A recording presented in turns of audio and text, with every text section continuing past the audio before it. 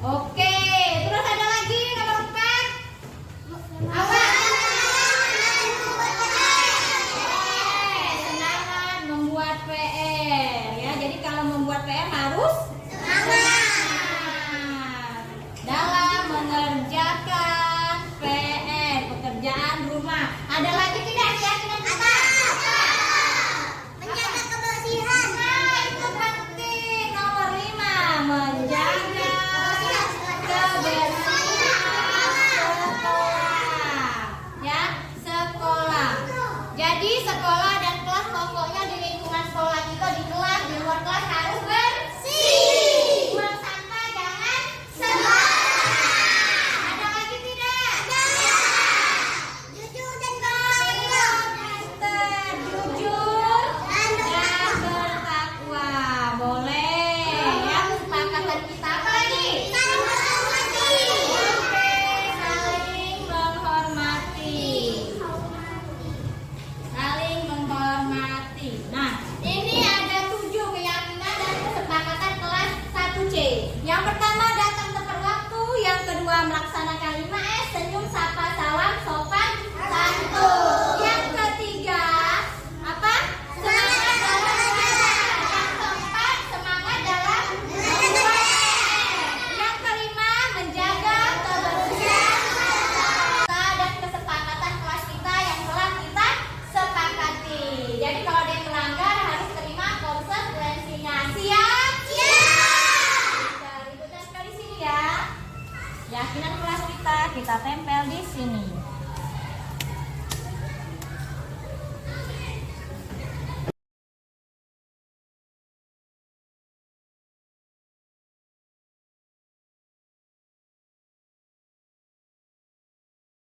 Wassalatu wassalamu ala asrofil anbiya wal mursalin wa ala alihi wa sahbihi ajma'in.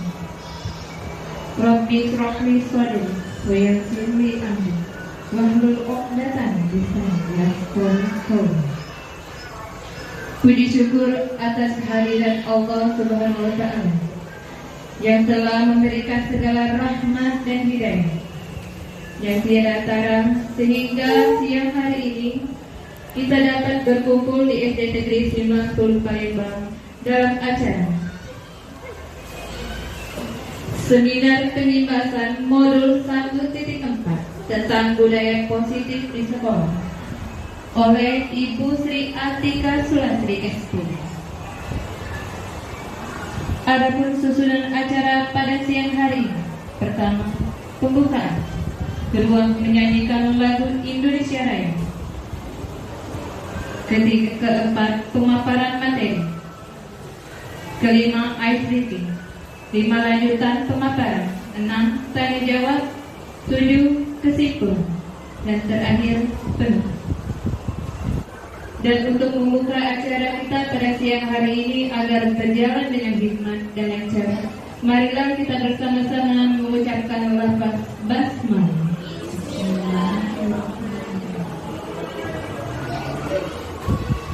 Acara selanjutnya menyanyikan lagu Indonesia Raya. Kepada seluruh hadirin kami mohon untuk berdiri.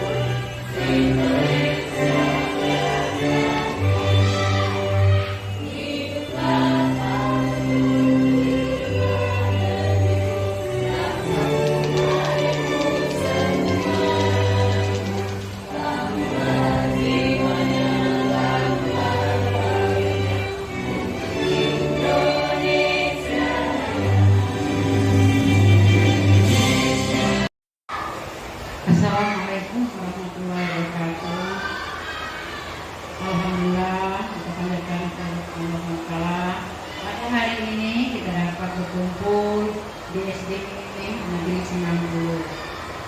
Dan juga alhamdulillah Ibu ucapkan terima kasih dengan guru-guru yang telah hadir mendukung seminar ini. Ini juga guru-guru mengucapkan selamat pagi, juga sehat walafiat.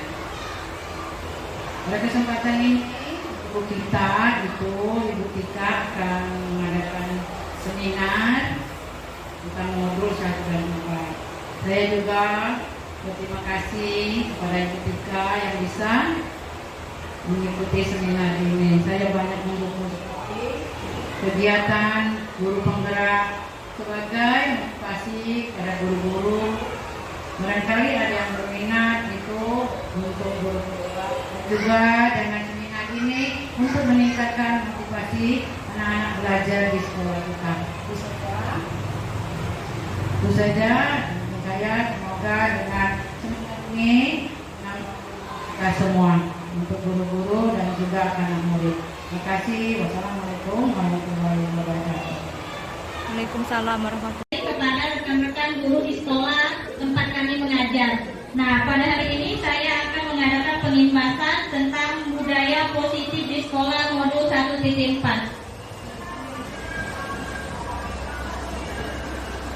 Nah, di sini ada topik utama modul budaya positif ini ada 7 poin, di mana poin pertama perubahan paradigma belajar, yang kedua disiplin positif, yang ketiga motivasi perilaku manusia, yang keempat kebutuhan dasar, yang kelima posisi kontrol restitusi, yang keenam keyakinan kelas, dan yang terakhir segitiga restitusi.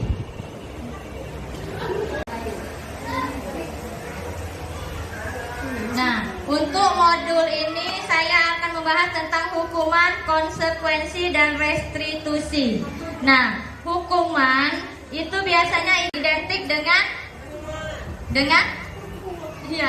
sebuah tindakan biasanya yang datang dari diri kita sendiri atau seorang guru. Contohnya ya, ada siswa yang tidak memakai sepatu hitam, kita langsung memberi hukuman. Nah, kalau konsekuensi itu biasanya suatu ide yang datang dari guru dan siswa. Itu biasanya ada kesepakatan kalau konsekuensi. Misalnya, anak itu mematahkan pensil temannya. Kemudian temannya nangis, lalu kita beri konsekuensi. Apakah anak ini mau mengganti pensil punyanya atau anak ini mau membeli yang baru? Seperti itu. Nah, sedangkan restitusi ini lebih baik lagi daripada hukuman, konsekuensi, karena kita memberikan solusi. Kita tidak hanya menghukum tapi memberikan solusi. Jadi anak itu merasa tidak terlalu takut, jadi psikisnya tidak buruk karena kita memberikan motivasi, kita memberikan dia kesadaran dan memberikan solusi.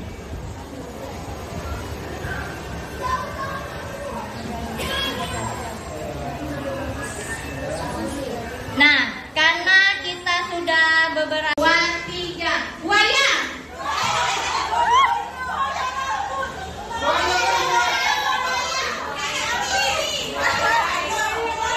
Dan satu lagi. Tiara dan buaya mau. Ayo. 1, 2, 3. Ikan.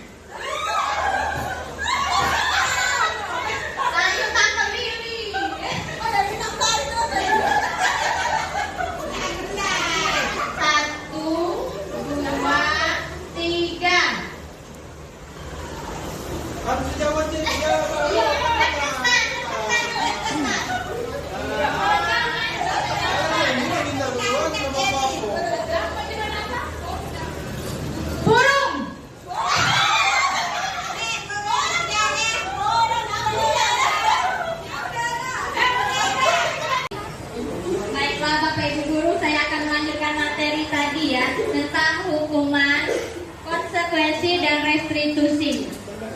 Tadi sudah kita bahas tentang hukuman, di mana hukuman tadi biasanya itu diberikan oleh satu pihak. pihak atau hanya guru saja. Misalnya tadi ada siswa yang tidak memakai sepatu hitam, langsung kita hukum. Nah, sebaiknya kita sebagai seorang guru itu jangan langsung menghukum, tapi kita berikan dulu dia kesempatan. Yang pertama, yang kedua, baru ya. Kalau dia masih, kita tindak lanjuti. Nah, di sini untuk menjalankan restitusi ada polanya. Itu yang dinamakan segitiga restitusi. Yang pertama, kita menstabilkan identitas, membantu anak yang merasa gagal karena berbuat salah menjadi positif terhadap dirinya. Misalnya, anak datang terlambat. Nah, kita itu harusnya memanggil secara empat mata. Misalnya, "Nak, tahu tidak kenapa ibu panggil kamu ke sini?" "Tidak tahu, Bu."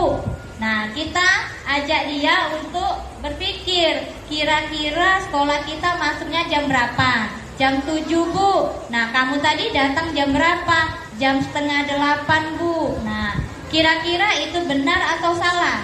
Pasti dia bilang salah. Nah, yang kedua, kita validasi tindakan yang salah. Karena dia tadi sudah mengakui kalau itu tindakan yang salah, langsung kita memberikan motivasi. Seperti, "Tidak apa-apa, Nak, Ibu juga dulu pernah melakukan kesalahan. Kamu hari ini melakukan kesalahan dengan datang terlambat, tidak apa-apa. Ya, yang Ibu harapkan kira-kira kalau sudah melakukan kesalahan, kamu harus ngapa?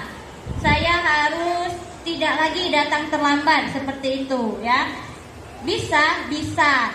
Bagaimana caranya? Nah, yang di sini langsung ketiga, menanyakan keyakinan. Setiap orang memiliki motivasi internal. Nah, contohnya seperti yang saya sampaikan tadi. Kira-kira bagaimana caranya biar besok kamu tidak terlambat?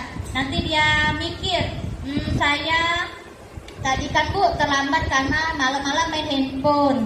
Saya bergadang atau saya bantu orang tua. Nah, di situ kita mengajak mereka berpikir. Nah, kira-kira hal apa yang harus kamu lakukan biar besok kamu tidak terlambat lagi? Nanti dia menjawab, "Saya tidak akan main HP larut malam lagi, Bu. Kemudian kalau saya membantu orang tua, saya batasi jamnya, jam 8:30 saya selesai karena besok saya mau sekolah, saya mau tidur."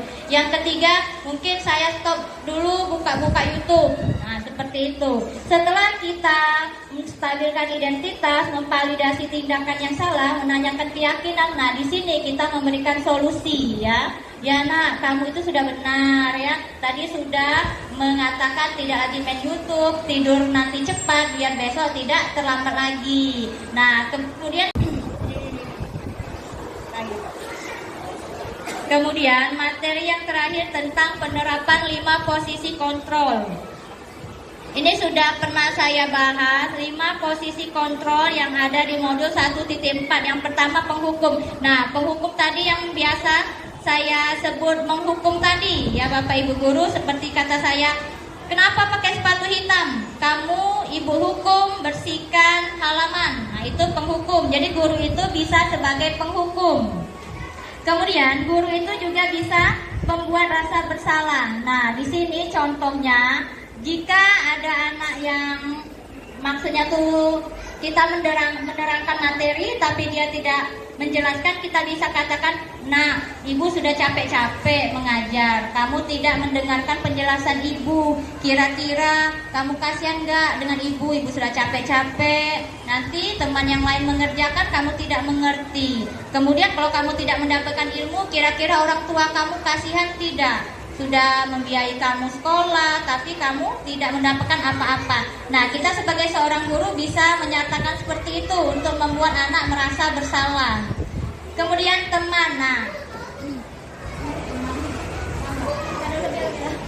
Nah, sebagai seorang guru juga, kita juga harus bisa menjadi seorang teman. Dimana ketika ada salah satu anak yang tertutup, kita sebagai seorang guru harus bisa berinisiatif menjadi seorang teman. Dimana kita menanyakan sesuatu, anak itu bisa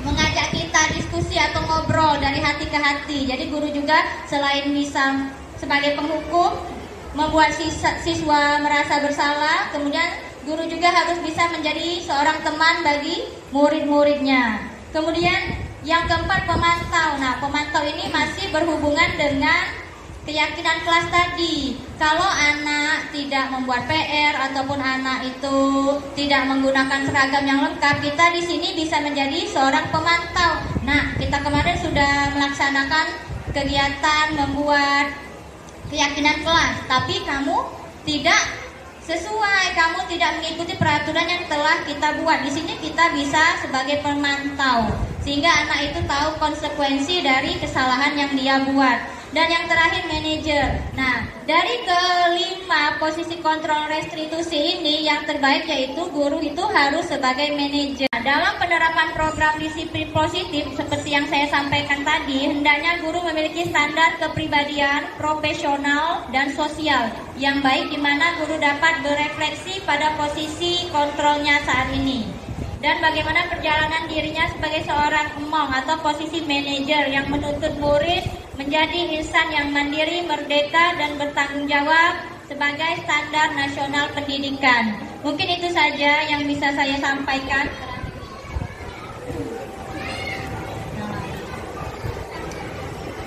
Terima kasih atas perhatian Bapak Ibu guru. Sekali lagi, saya di sini bukan merasa paling pintar ataupun tapi di sini saya ingin berbagi ilmu dan pengalaman, kemudian membagi apapun yang saya dapatkan dari program guru penggerak kepada rekan-rekan ataupun teman sejawat yang berada di lingkungan SD Negeri 90 Palembang. Demikianlah paparan dari saya.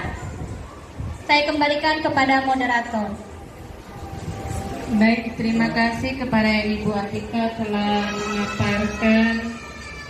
memaparkan materi modul 1.4 tentang pengimbasan budaya positif di sekolah.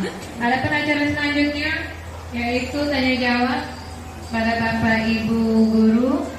Jika ada yang ingin bertanya, kami persilakan. Sebutkan nama, jangan lupa sebutkan nama dan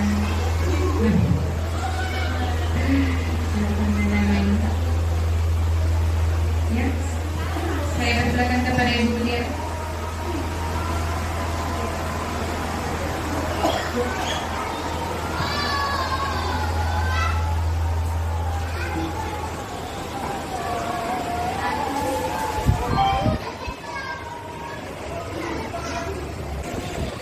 Baiklah, nama saya Mutiara Silaturahmi. Saya sebagai guru mapel pendidikan agama Islam. Di sini saya ingin bertanya. Tadi ada 5 posisi kontrol. Saya ingin bertanya, waktu yang tepat untuk guru itu memposisikan dirinya pada posisi kontrol sebagai pemantau, sebagai teman. Apakah pada saat siswa itu melanggar saja atau di waktu-waktu yang lain juga bisa ditempatkan sebagai posisi kontrol? Terima kasih.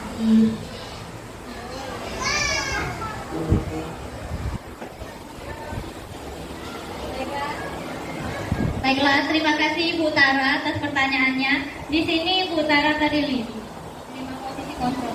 Bertanya tentang 5 posisi melakukan posisi sebagai teman dan pemantau. Nah, seperti yang saya bilang tadi, kita memposisikan diri kita sebagai teman ketika misalnya ada anak yang mungkin tertutup atau kurang motivasi. Kita bisa mengajak dia bicara 4 mata, kita memposisikan diri kita bukan sebagai seorang penghukum atau pembuat rasa bersalah. Kita mengajak siswa itu nyaman, kita buat mereka itu bisa berkomunikasi dengan kita melalui teman. Misalnya, nak, tadi kenapa ya kamu itu tidak menulis? Ibu tidak marah, coba ceritakan. Mungkin dia ada suatu masalah atau dia memang mungkin mengantuk atau dia memang lagi sakit. Nah, kita di sini posisikan diri kita sebagai teman, bisa. Jadi kita tidak harus marah-marah. Kenapa tidak menulis? Langsung kita hukum.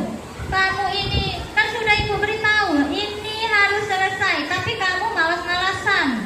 Nah, di sini kita tidak harus sebagai penghukum, kita bisa merubah wujud kita sebagai teman, ya, sebagai seorang teman. Jadi siswa itu berbicara ataupun mengajak kita untuk berdiskusi atau sharing itu nyaman. Kita buat siswa kita nyaman, Ibu Tara.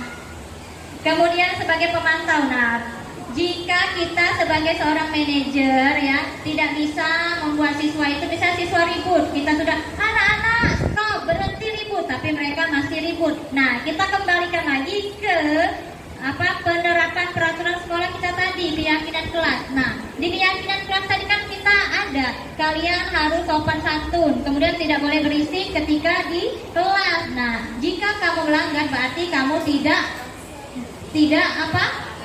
menerapkan ya konsekuensi yang telah kita sepakati dan kita buat tadi. Nah, di sini kita sebagai pemantau, ayo jangan berisik. Kita sudah membuat kesepakatan tapi kamu tidak mau menjalankannya. Kamu tahu kan konsekuensinya. Di sini kita ajak dia dialog dan kita memberikan dia itu seperti solusi, tapi antara kesepakatan kita antara guru dan murid. Mungkin itu saja. Atau ada ibu guru, bapak guru yang ingin menambahkan?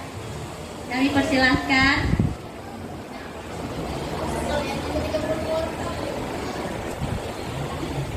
Baik, terima kasih. Bagaimana Ibu Tara? Alhamdulillah. Jika ada lagi yang ingin bertanya, ya kepada Ibu Penti.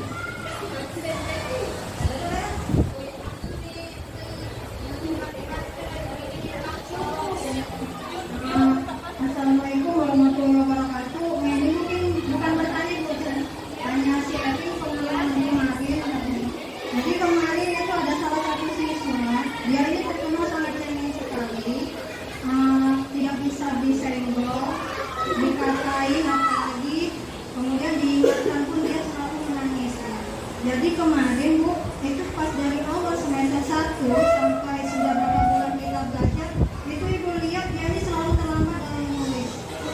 Kemudian kalaupun dia terlambat, dia tidak menyelesaikan tugasnya, Ibu minta dia mengerjakan di rumah dan dikumpulkan esok harinya. Ternyata sampai beberapa bulan ke depan dia tidak pernah melaksanakan hal itu. Itu kemudian saya datangi anak tersebut, saya tanya baik-baik, nah kenapa sih kok sekarang berubah? Masalahnya apa kok sekarang Nabila jadi lambat nulis, ketinggalan terus? Ada masalah apa sih nak? Sayang loh Nabila kemarin kan pengen tinggal. Nanti bisa turun loh nanti tugas sudah dirapor. Itu pun Ibu tanya baik-baik, dia tiba-tiba langsung menangis terseduh-seduh. Ibu bingung ya. Terus terang saya bingung. Waktu itu saya cuma nanya kok dia nangis. Kemudian saya nasihatin, saya bilang udah Nabila, mungkin Nabila nggak bisa jawab. Tolong Nabila nanti panggil ibunya. Ibu Betty mau ngomong nanti di sekolah besok ya. Ternyata pas pulang sekolah itu yang jemput kebetulan ayahnya. Si anak ini tadi pas posisi keluar kelas itu Ibu Tika dia sudah berhenti menangis. Pas keluar dia melihat ayahnya langsung nangis terseduh-seduh seperti orang yang dipukul. Seperti saya cubit, saya hukum. Kemudian bapaknya itu tanpa babibu langsung datangin kantor, tanpa duduk, tanpa masuk ke kantor, dia langsung marah-marah sama saya. Nanyanya pun saya sudah persilakan, mari Pak duduk dulu kita bicarakan baik-baik. Enggak, ini anak saya kenapa tuh kok nangisnya gini? Sudah saya jelasin. Kemudian saya saat itu tidak mau banyak bicara ketika ya, karena bapak itu emosi. Jadi pun nanti kalau saya ladani dengan kepala panas itu bisa-bisa nanti ada pertengkaran di sekolah. Jadi saya dengarin apa yang diomongin bapak itu. Dia selesai, ya sudah Pak, besok kita bicarakan lagi. Bapak boleh pulang, ibu saya juga nggak ada PR. Jadi itu saja sih, saya cuma berbagi pengalaman. Mungkin pengalaman yang lain juga dialami oleh guru-guru yang lain. Terima kasih untuk waktunya. Saya ucapkan wassalamualaikum warahmatullahi wabarakatuh.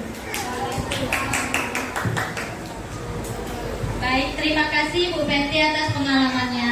Nah, dari masalah yang diceritakan oleh Bu Penti tadi, kita ini menyangkut semuanya ya. Anaknya tidak menulis, kemudian ketika ada ayahnya dia menangis, ayahnya salah paham, dikira kita menghukum anaknya, padahal kita tidak ya. Nah, kemudian ayahnya marah-marah, kemudian kita seperti kena marah itu ya, tapi Bu Penti tetap ya, saya benar-benar salut ya, tidak terpancing emosi karena mungkin bapaknya itu lagi emosi, tapi Bu Penti tetap mengontrol diri, bisa mengontrol diri Bu Penti pada saat itu. Nah, yang dilakukan oleh Ibu Penti itu menurut saya sudah benar ya, karena ketika orang tua itu salah paham, kita sebagai guru harus menahan emosi.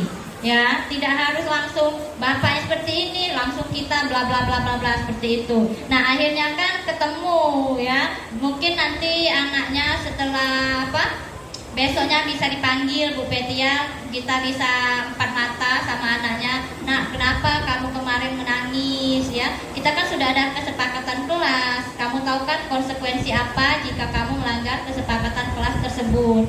Nah, kita bisa memberikan solusi, tapi kata Bu Petia tadi akhirnya anaknya bisa menulis cepat dan masalah telah teratasi. Alhamdulillah ya.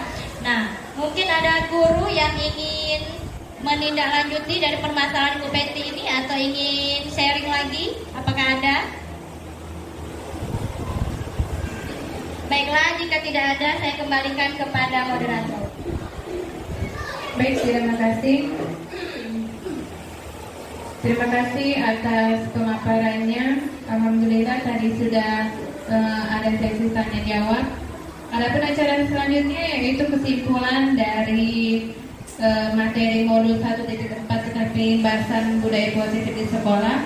Adapun kesimpulannya pertama yaitu bahwa kita sebagai seorang guru harus bisa menjadi manajer di kelas yang bisa mencakup semua posisi kontrol yang ada di modul 1.4. Dan kedua, kita sebagai seorang guru mulai sekarang harus bisa menjalankan segitiga restitusi di kelas. Seperti yang sudah kita dengarkan pemaparannya di materi modul 1.4 tetapi bahasan budaya positif di sekolah. Adapun kesimpulannya pertama yaitu bahwa kita sebagai seorang guru harus bisa menjadi manajer di kelas yang bisa mencakup semua posisi kontrol yang ada di modul 1.4. Dan kedua, kita sebagai seorang guru mulai sekarang harus bisa menjalankan segitiga restitusi di kelas. Seperti yang sudah kita dengarkan pemaparannya dijelaskan oleh Ibu Atika Suwarti SBD. Adapun acara selanjutnya yaitu penutupan. Agar hari ini bisa mendapatkan rahmat dan nikmat, marilah kita tutup acara siang hari ini dengan melafazkan hamdalah. Alhamdulillahirabbil alamin. Saya selaku moderator mohon maaf jika ada salah-salah kata. Kepada Allah saya mohon ampun. Saya akhiri dengan mengucapkan wabillahi taufiq wal hidayah. Wassalamualaikum warahmatullahi wabarakatuh.